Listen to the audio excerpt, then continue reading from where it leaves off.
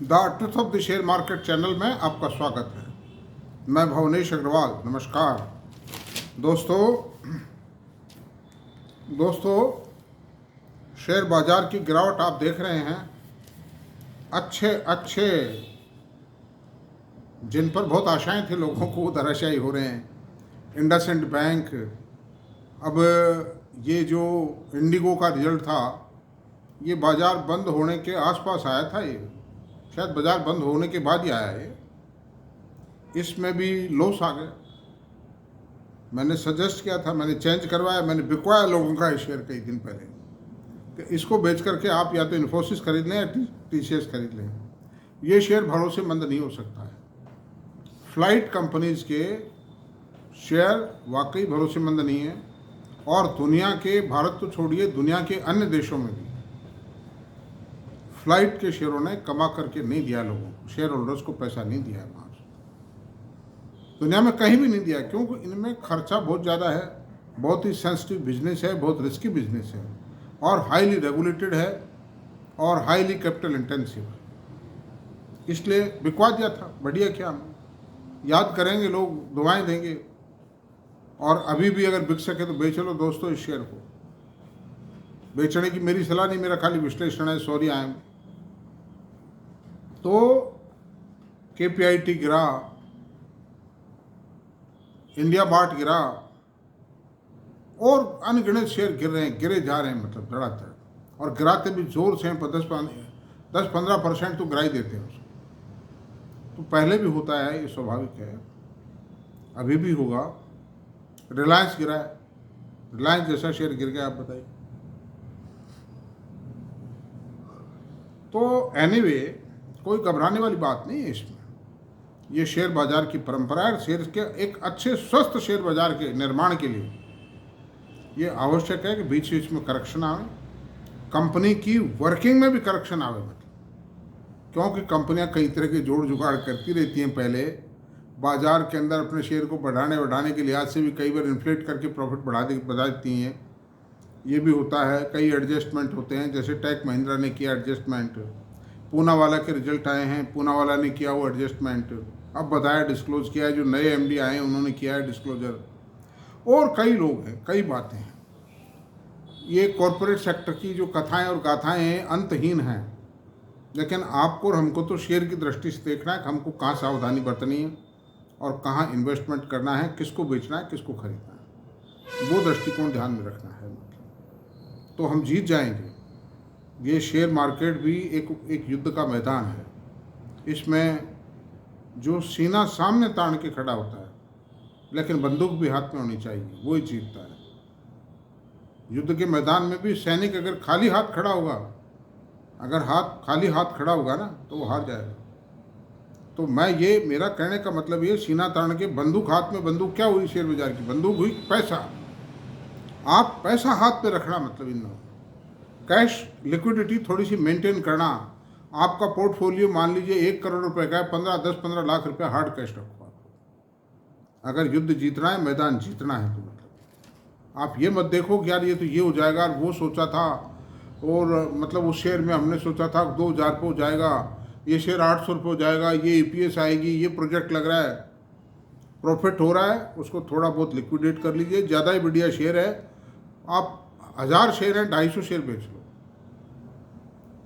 2000 share हैं, 500 share बेच लो। थोड़ा सा लिक्विडेट करो, क्योंकि बाजार का, आप ये मानिए, क्रैश नहीं होगा ये मार्केट, बिल्कुल नहीं होगा। थोड़ा सा सरकार इसको कूल डाउन करना चाहती है, सरकार का इंटेंशन है। मैंने इससे पहले जो वीडियो बनाया उसमें बहुत डिटेल में डिस्कशन किया है, क्या रीजन है क्या नहीं, और बाजार का कितना गिर सकता है। बाजार गिरेगा ज़्यादा से ज़्यादा। अब निफ्टी तो 5% और गिरेगा, माफ से तो 7% गिर जाए, इससे ज़्यादा नहीं। कारण क्या है कि निफ्टी के जो बड़े बड़े सेक्टर जो अब तक नहीं चले थे, वो अब चलेंगे। जैसे प्राइवेट बैंक हैं, एचडीएफसी बैंक, एक्सिस बैंक और आईसीआई बैंक के 3 अब चलेंगे। आईटी के शेयर अब चलेंगे। कुछ एफएमसीजी शेयर भी दिवाली के बाद चल जाएंगे, because the demand factor is there. Kharif की फसल का पैसा आएगा। रूरल डिमांड, जो कंपनियों के स्टेटमेंट आए हैं इस रिजल्ट में, का rural demand is picking up slowly and slowly. थोड़ी सी अर्बन डिमांड कमजोर पड़ रही है, तो वो दिवाली के बाद सुधर जाएंगी।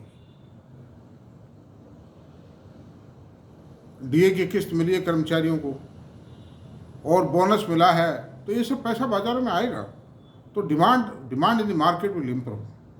और अगर डिमांड नहीं इम्प्रूव होती है ना, तो ये जो रियल्टी के शेयर जो बादशाह बढ़ाए धराशायी पाएंगे, पक्की बात मान लो आप। मतलब कारण क्या है कि लिक्विडिटी से तो चल रहे हैं ये कोई सारे एक्चुअल यूजर नहीं खरीद रहे इन फ्लैट्स को, इनको फ्लैट्स को इन्वेस्टर खरीद रहा है। मतलब एक्चुअली ये क्या बात हुई, कोई आज कंपनी 5,000 करोड़ का प्रोजेक्ट लगाती है और 1 घंटे में वो फ्लैट बिक जाते हैं। तो ये एक्चुअल यूजर नहीं है, यूजर धीरे धीरे बिकता है, यूजर बहुत स्लोली बिकता है यूजर के लिए माल।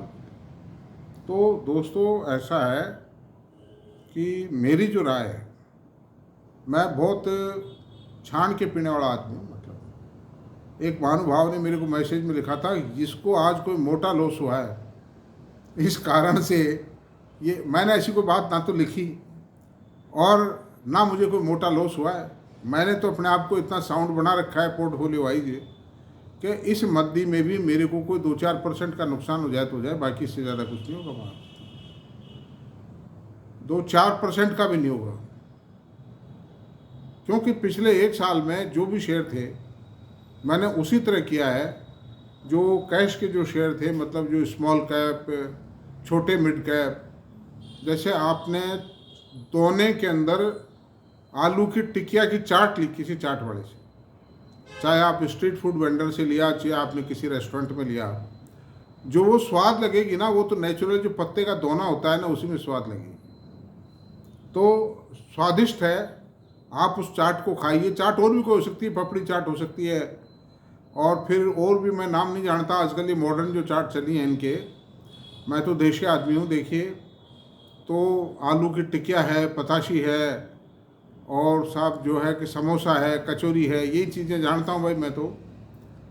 और एक वो और भी है, खैर वो नाम चलो कोई बात नहीं। उसको खा कर के उस स्वाद का आनंद लेकर के चाट का, और दोने को वेस्ट बास्केट में फेंक दीजिए। उसी प्रकार से मैंने स्मॉल कैप शेयरों का किया, प्रॉफिट कमाया। मैंने ये नहीं सोचा कि ये हो जाएगा, मोंगरी लाइफ सपने नहीं देखे मैंने, ये हो जाएगा, ये हो जाएगा, ये हो जाएगा, कुछ नहीं है। शेयर में देख लिया ठीक ठाक आ गया है ठिकाने, बेच करके और TCS इन्फोसिस खरीदा, खत्म केस। HDFC बैंक खरीदो, फिनिश हुआ। ओरेकल फाइनेंस जैसे शेयर खरीदे मैंने, मैं आपसे बता रहा हूं, प्रॉफिट है, जबरदस्त प्रॉफिट है। तो सवाल ये है कि मुझसे कई आदमी कहते थे, तो मैं उनसे ये कहता था, मित्र वगैरह मजाक हंसी मजाक करते थे मैं तो ये कहता था भाई मैं तो पिटा हुआ आदमी हूँ, बात ये। तो वो कहते थे कि नहीं यार ऐसा नहीं है, तू गुरु आदमी है, तू पिटने वाला नहीं है। मतलब तू गुरु आदमी है, तूने जो इंतज़ाम किए ये कोई न कोई रंग लाएंगे। तो वो रंग का दिन आ ही गया है। वो मैं आपसे बताऊँ, मेरे को तो बड़ी सुखद तो नींद आती है, मैं आपसे बताऊँ। और मैं खूब आराम से तबीयत से घूमता हूँ, सुबह मॉर्निंग वॉक, शाम को मॉर्निंग और इवनिंग वॉक, अच्छी तरह खाता पीता हूँ, मस्त रहता हूँ। And I am happy with the decline I will get another opportunity two by good share. Grey भाव में मेरे को और शेयर में खरीदने की अपॉर्चुनिटी होगी मेरे पास, है नहीं। तो दोस्तों अंडर दीज सर्कमस्टेंसेस आप लोग यही करें कि आपके पोर्टफोलियो का 10-15% जो है ना, कोई बहुत बड़े लॉसेज भी मत उठाना, लेकिन जो कचरा शेयर है ना, 2nd-3rd कैटेगरी के शेयर्स हैं, उनसे थोड़ा थोड़ा पैसा निकाल के रख दीजिए और ख़रीद की जल्दी मत कीजिए। मेरे को मैसेज में इन्होंने एक महानुभाव ने लिखा है कि साहब KPIT खरीदने का टाइम आ गया। तो मैंने उनको ये जवाब दिया कि 5 शेयर पर वीक खरीदिए, और जब ये 1300 के नीचे आ जाए ना तो 25 शेयर पर वीक खरीदना, और जब 1200 पे आ जाए तो 50 शेयर पर वीक खरीदना। आप एवरेजिंग हो जाएगा, ठीक है। अब ऐसे तो मिट्टी थोड़ी होगी, मिट्टी हुआ तो भी कितने दिन ठहरेगा, वो खटाक से ऊपर आएगा एक झटके। KPIT इज ए शेयर जिसने मिड कैप शेयरों में बेस्ट परफॉर्मेंस दी है पिछले 5 सालों में। 5 गुना पैसे को कर दिया है 5 सालों में, कोई भी मिड कैप IT नहीं कर पाया। इवन टाटा एलेक्सी भी नहीं कर पाया। और अभी भी मैनेजमेंट का फर्म स्टेटमेंट था कि हमारी 20%-22% की ग्रोथ मेंटेन है। ज़्यादा भी आ सकती है, लेकिन हम बहुत बहुत बहुत कंजर्वेटिव हैं मतलब, और अगले साल हमारी ग्रोथ और ज़्यादा है। तो अंडर दिस सर्कमस्टेंस से दोस्तों ये पोजीशन है कि आप बिल्कुल निश्चिंत रहें। और मैं एक ही बात जानता हूँ, धीरज, तुलसीदास जी ने रामचरितमानस में लिखा है, धीरज धर्म मित्र और नारी संकट काल परखे चाल। तो शेयर बाजार उस समय नहीं था, वरना तुलसीदास जी इसमें शेयर बाजार का भी नाम जड़ते। धीरज धर्म शेर और नारी, शेर और नारी है, शेर मित्र और नारी ये जोड़ देते वो। तो शेर भी ऐसा रखो, यानी मित्र ऐसा रखो जो संकट में काम आवे, पत्नी ऐसी रखो जो संकट में काम आवे। धर्म है, इसकी संकट में परीक्षा होती है, धर्म का पालन करो संकट में भी। तो उसी प्रकार से शेयर भी ऐसे रखो जो आपके संकटकालीन साथी हों। और वो कौन से हो सकते हैं? अब जो है वो वक्त आ रहा है उनका। कैटेगरी ए शेयर, आईटी के शेयर, बड़े कॉरपोरेट बैंक शानदार जो हैं, चोटी के बड़े जो एफएमसीजी, वरुण ब्रेवरीज जैसे शेयर खरीद की मेरी कोई रिकमेंडेशन नहीं है दोस्तों। कहीं आप मुझे दोष दो कल को उल्टा सीधा हो, मेरा विश्लेषण है, मैं ईमानदारी से दे रहा हूँ, मेरा कोई इंटरेस्ट नहीं है इसमें, या मैं किसी ब्रोकर की तरफ से बोल रहा हूँ, मैं कोई कंपनी की तरफ से बोल रहा हूँ, या मैं कोई मतलब कोई मेरा इन्वॉल्वमेंट हो, या मेरे पास ये शेयर बल्क क्वांटिटी में, ऐसा कुछ नहीं। मैं एक ठीक ठाक लेवल का इन्वेस्टर हूँ, है मेरे पास शेयर, लेकिन आईटी कंपनियों के शेयर भरे पड़े हैं, जैसे बैंक भी है, और भी हैं मेरे पास अच्छी अच्छी क्वालिटी के शेयर।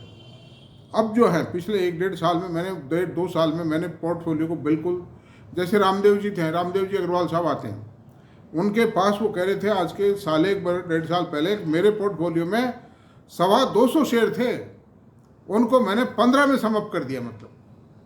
तो मैंने भी वही काम किया कि मैंने 20 स्क्रिप्ट में उसको समअप कर दिया है मतलब।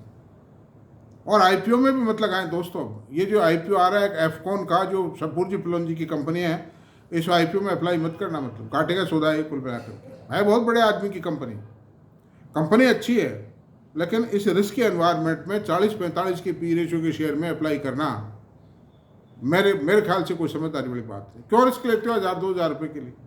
आपकी रकम अटक जाएगी। सेजल का शेयर आज तक नहीं आया, सेजल भी हाई ग्रोविंग शेयर है मतलब, उसकी सेजल की ग्रोथ इससे भी ज़्यादा है, एफकॉन से भी ज़्यादा है। तो अंडर दिस सर्कमस्टेंसेज और जो खरीदारी है वो बहुत बढ़िया शेयरों में, बहुत स्लो, क्योंकि ये कोई इतना ऐसा कुछ नहीं होगा कि ओवर नाइट जो तेज होने वाले वो एकदम से तेज हो जाए। जो गिर गया है, बहुत अच्छा शेयर है, जो गिर गया है उसको धीरे धीरे खरीद आराम से। व्हाट इज द हरी? जैसे एक न्यूजेन का शेयर, न्यूजेन सॉफ्टवेयर है, जैसे उसको धीरे धीरे खरीदो, स्लोली एंड स्लोली।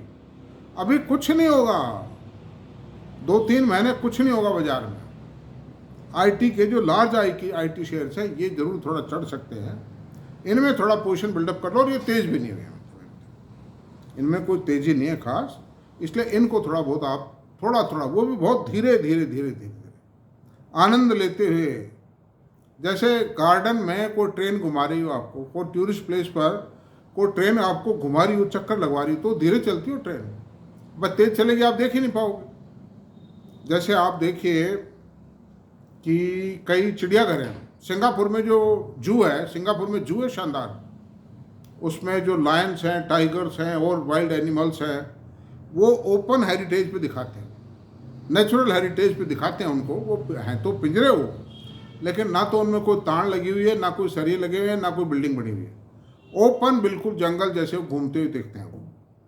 और रेल इतनी धीरे धीरे चलती है, कई जगह रुकती भी हो रेल। तो उसी तरह से आप शेयर बाजार में चलिए इस समय।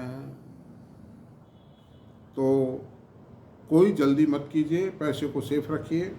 पैसा आपकी बंदूक है, जिस तरह सीमा पर खड़े हुए सिपाही के हाथ में बंदूक है, उसकी रक्षा करती है, उसी प्रकार से पैसा आपकी रक्षा करे। तो थैंक यू दोस्तों, आज इतना ही काफ़ी है। अगर मेरा वीडियो पसंद आया तो आप कृपया इसको सब्सक्राइब करें, लाइक करें, शेयर करें, कमेंट करें। Thank you very much.